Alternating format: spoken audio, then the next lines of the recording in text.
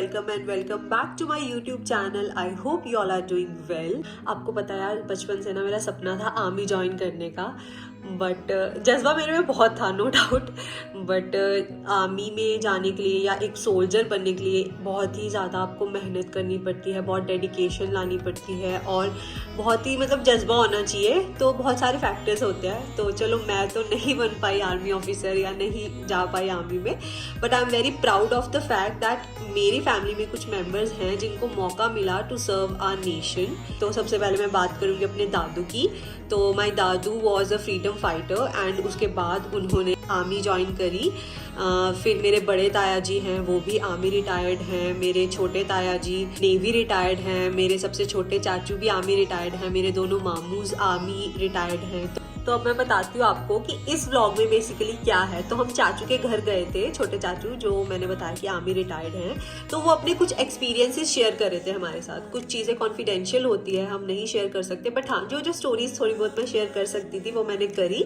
बहुत ही inspirational stories थी यार, मतलब really salute to our soldiers. वो लोग इतने सेक्रीफाइसेस करते हैं। झुंड से चल गए थे सेंटर में, वहाँ खाया रगड़ा, बहुत ज्यादा रगड़ा।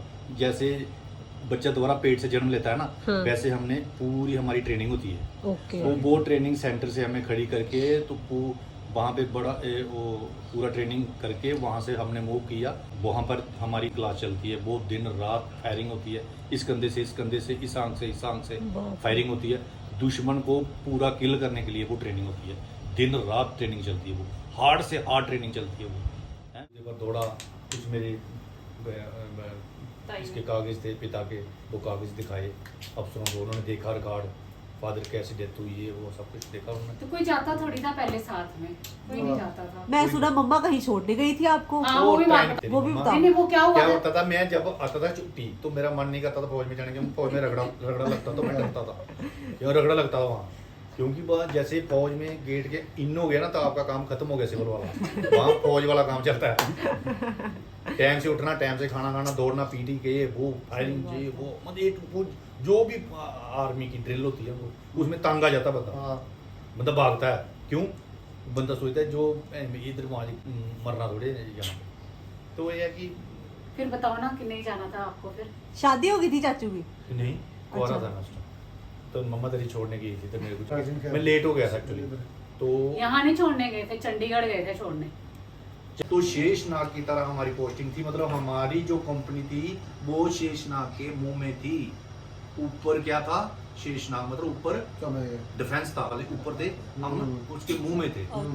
तो जैसे हम कोई रात को, दिन को हम कोई वहां पे मूवमेंट नहीं करते थे, रात को हमारी मूवमेंट होती थी। जैसे ही अंधेरा होता था तो हमारी मूवमेंट स्टार्ट होती थी। रात को हमने राशन लाना है, रात को हमने मोर्चों की डिगिंग करनी है, रात को ही हमने पूरी रात जागना है, सोना नहीं है। पूरी रात पूरी रात जागते थे।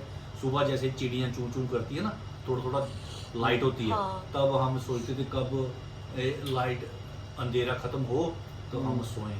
और पूरी रात क्या करते थे, हमारे बैठे थे ड्यूटी पर, तो कोई चाय पी लेता था, बनाता रहता था, कोई कुछ, मतलब कोई सोना जाए। कौन से सन की बात है?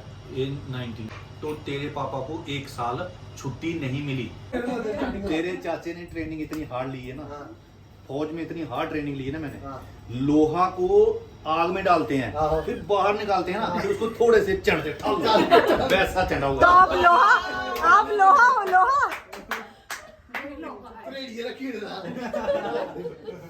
मतलब कि फौजी बंदे का दिमाग इतनी हार्ड ट्रेनिंग देते हैं ना, फिजिकली सोल्जर को इतनी हार्ड ट्रेनिंग देती है कि कम से कम आप लड़ाई के लिए जा रहे हो ना, तो आपको गोली भी लग जाएगी ना, गोली लग भी जाएगी तब भी आपने खुद अपना बंदोबस्त करके फिर फायर करना। जब तक आपकी यही है हमारे इंडियन सोल्जर्स। आपकी जब तक जिसमें जान रहेगी ना, तब तक आपने बंदे को मारा। ट्रेनिंग इंडिया की है, इंडिया वालों की है। फॉरेन में बेशक है, वो कमांडर। सलूट मारो सारे चाचू को।